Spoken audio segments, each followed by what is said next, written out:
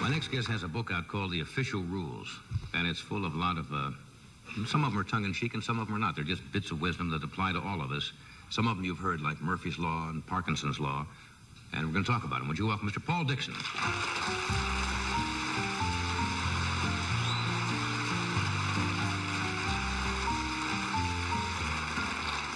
Right at this moment, we would be operating under Parkinson's Law, right? Yes.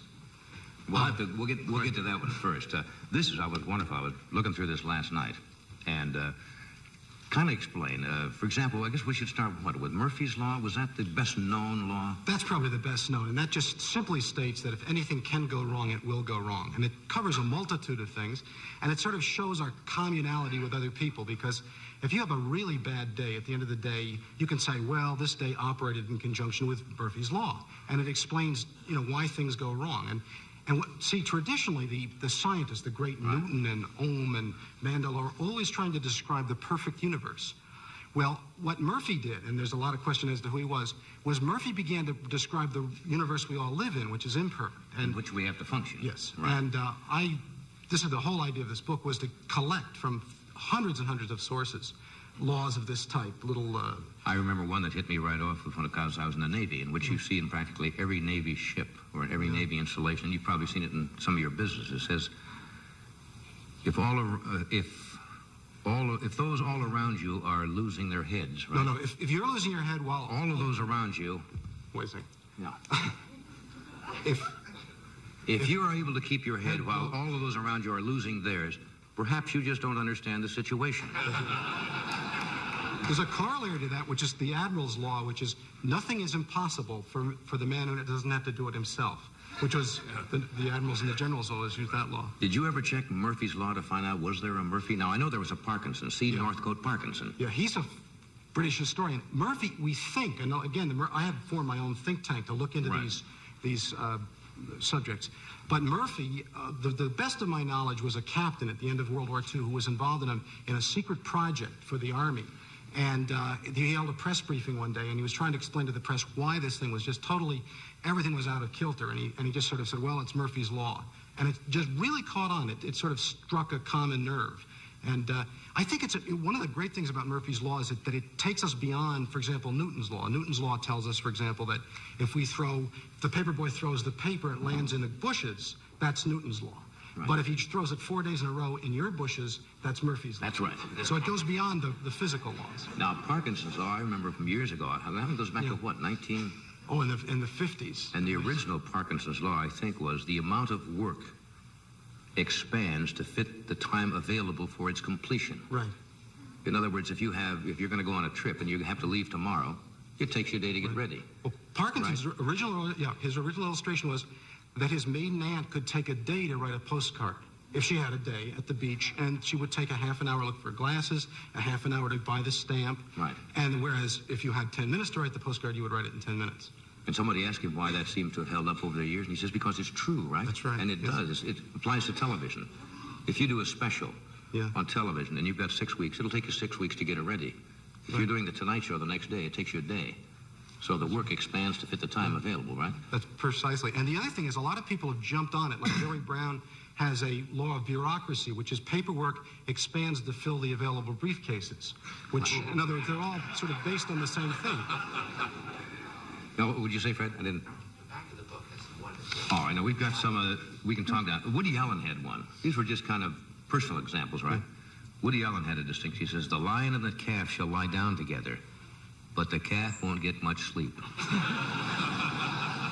I like that. It says, that's real world, right? Mm-hmm.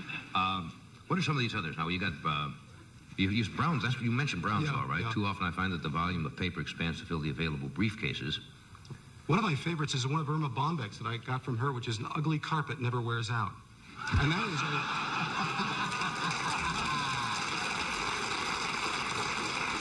And then another one of my favorites, of course, is J. Paul Getty's Reminder, which is the meek may inherit the earth, but not its mineral rights.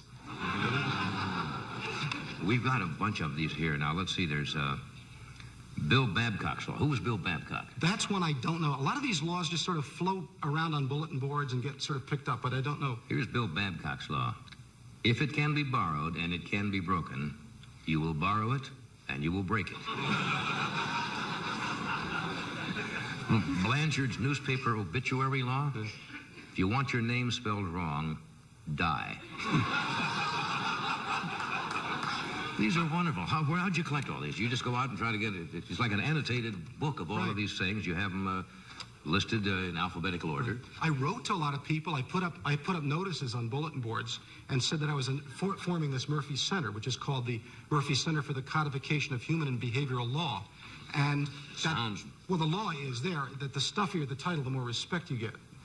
People would, of course, think this was a huge institution with columns and... Was you sitting at home in a room? You know, I have a file box. I really do have a center. And, so you didn't lie. That's the center. And I have an annex that we're working on now. It's another box. But I wrote to people like Buckminster Fuller and Jody Powell, and I asked them for their favorite sort of summation of life. And I've got marvelous answers. And some just sort of came to me from people who had seen one of these announcements, and I'm still getting them. The book itself, which has been out for a little bit, has started. I get them every day in the mail. You're going to have enough to go on and on and on. Now, I don't know whether you have this one here. Now, Joey Lewis, the comedian, one of my favorite ones was, you only live once, but if you play your cards right, once is enough. That's very nice. It's a nice law to live by. Let's look at some of these others. The first law of expert advice. Never ask the barber whether you need a haircut. Precise. Oh, now, Torres, I wasn't... Yeah, Torres. I'm not familiar with him, but... well, actually, she's a financial writer for the New York Times. Her observation is the other line moves faster. Let's see, do you know Finnegal's fourth law? Yes. Whatever happens is always in accordance with somebody's... Yeah, no matter what occurs, there is always someone who believes it happened according to his pet theory. Precisely. You had one in the book, I think, called Man's Law? Whatever happens in the world, there is someone who knew it would happen. Right. Yeah, they really do. One of my favorites that I love is Howe's Law, which states that every man has a scheme that won't work.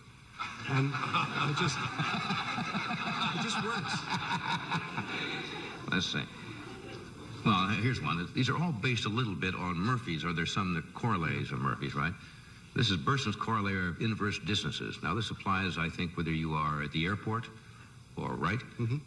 He does it this way. The further away from the entrance of the market, theater, or any other given location that you have to park, the closer the space vacated by the car that pulls away as you walk up to the door.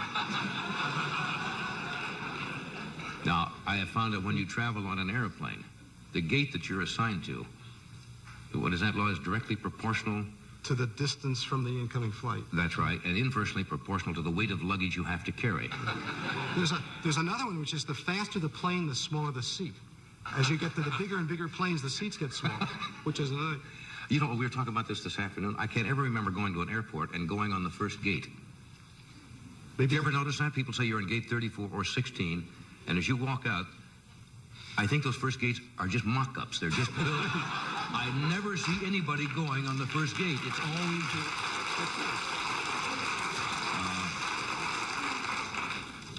Well, here's Bill Jones' supplement. A Smith & Wesson beats 4 aces.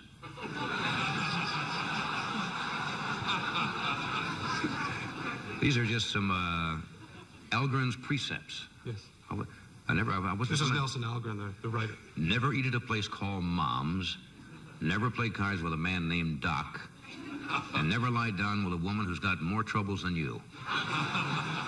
General precepts to live by. Oh, this is Avery again. Who is this now? That's one of H. Allen Smith's people. Avery is a character that he created, but I like these. You would like this one. Some performers on television appear to be horrible people, but when you finally get to know them in person, they turn out to be even worse. Oh, these are lovely. We have to take a short break. We're coming right.